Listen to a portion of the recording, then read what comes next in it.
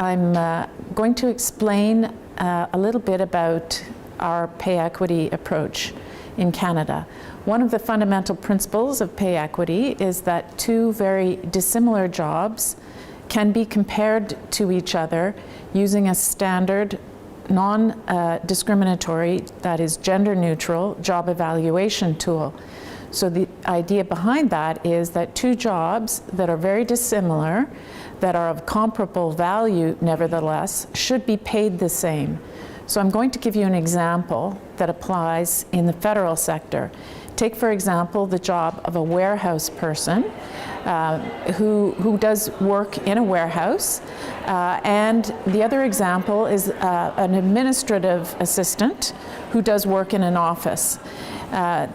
These two individual jobs could be compared to one another if, for example, the stereotype applies, which is that the warehouse person job is very often predominantly masculine. That is a job that has historically and stereotypically been performed by men. And the administrative assistant is a job that has historically, stereotypically, and often in actual fact been performed predominantly by women.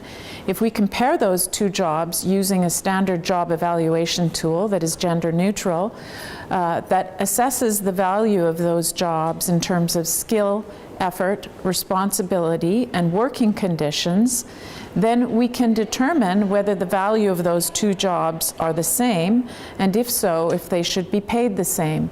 And what often happens in an exercise like that is that we find that, in fact, in terms of skill, effort, responsibility, and working conditions, the two jobs might come out to having exactly or similar values to each other. And then we look at a comparison of the pay, a comparison of the two total compensation systems for both jobs. What we often find is that the warehouse job is paid more than the administrative assistant job, and that oftentimes is as a result of a tendency that we've noted to overvalue physical work as compared to the mental work that's done by an administrative assistant. So the way that that is corrected is to determine that there is in fact a pay equity gap that exists between the compensation for the warehouse position and the compensation for the administrative assistant position. And then in Canada, the requirement would be to address that gap by changing the pay scale for the administrative assistant to make it the same as the pay for the warehouse person's position.